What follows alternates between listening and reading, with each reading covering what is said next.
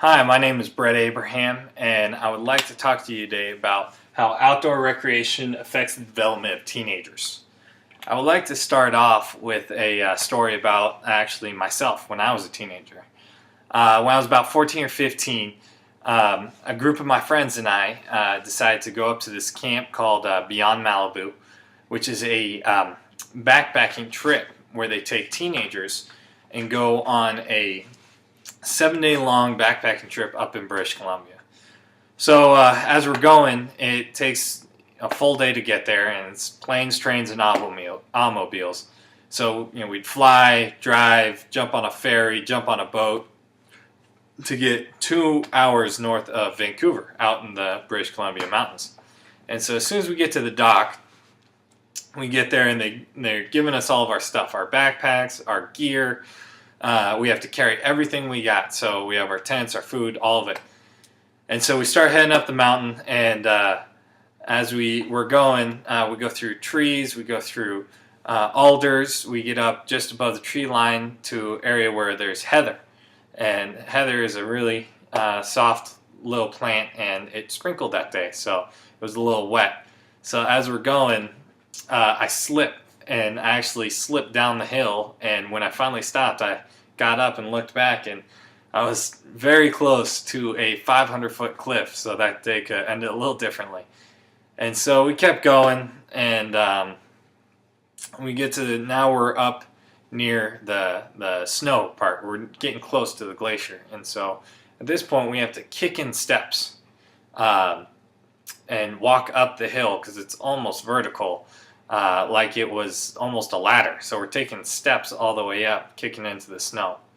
And then at this point, it's about day 3, and so we camp out there for the night, and then the next morning we wake up and we summit. So we cross the glacier. So we're all tied in with ropes to a whole group. We got our helmets, our ice picks, and as you can see in this picture, and we're all walking through trying not to fall into a crevasse. And so that day we summit. It was beautiful, scenic views. You can look down and see all the waterfalls and all the rainforest, and it is just beautiful. And while we're crossing back, a whiteout comes in, so the clouds are very low, and so you're walking, and you're tied to this rope, and you can't see the guy that is in front of you tied to the rope, so you're just kind of following a rope, hoping that you'll make it back to camp. Well, we did, and we get back into camp, and it's now time to head down the next morning. Well, the clouds were still there, so we're gliding down, which is you sit on your butt and you slide on your butt and your backpack down the hill. And so the first guy goes down and he just disappears. And then a few minutes later you hear, "Okay, you're up." And so then the next guy goes down. And so you're sliding and you just disappear into this fog.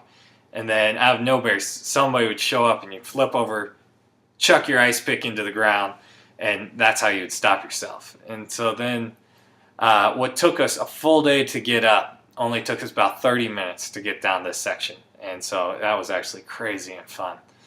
And so with that, we ended up the next couple days hiking out. But that was a extremely positive outdoor recreation impact on me. And that was through all the challenges that I faced and the people that were there and put in charge to help me guide me through this activity. A couple things I would love to talk to you today about would be the teen development, how outdoor recreation affects that teen development, how a case study of Young Life that we did, how that backs up my theory on how outdoor recreation affects on teen development, and how adults influence how teens are developed, obviously. And so there's our topic. And for teen development, kind of 4 big things on teen development is the physical changes that they're going through, the mental changes that they're going through, their abstract thinking, and the social changes. And so the body changes that teenagers is going through is actually exponential. Adolescence, puberty, we all have heard it. Kids are going crazy. In boys, they're growing about 4.1 inches per year, while girls, they are growing 3.5 inches per year, along with the gentlemen are creating muscular bodies and developing muscles, while the ladies are gaining body fat. And both male and female are developing hormones, and these are the growth spurts and mood swings that our teenagers are going through, and their bodies are changing, and so it's a big changing development aspect of these kids' lives.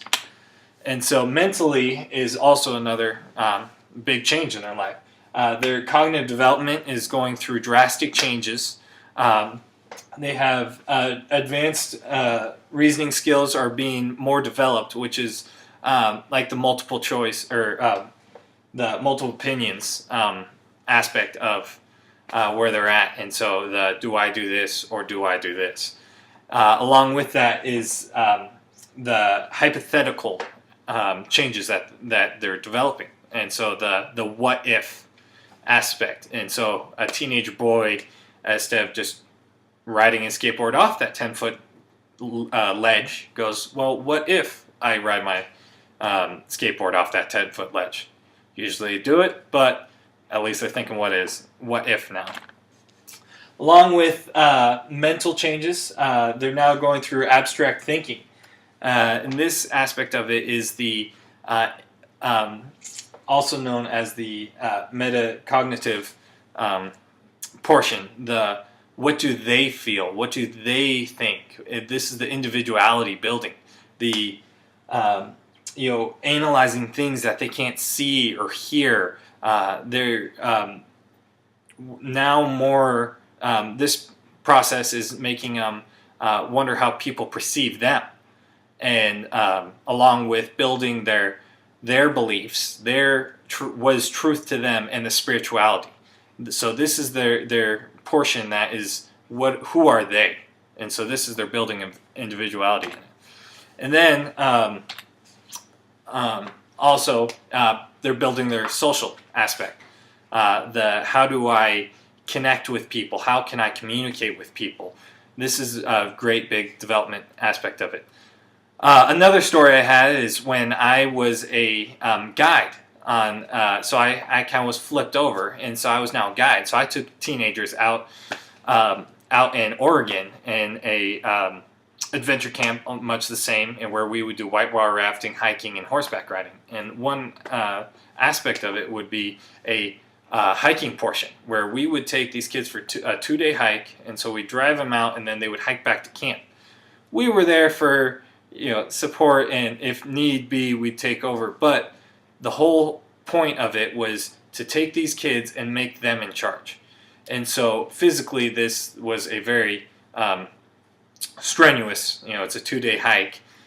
Mentally, they had to make choices and overcome challenges and communicate in a way that the whole group would understand. And abstract thinking is we gave them the power. Well, here's your map, here's your compass.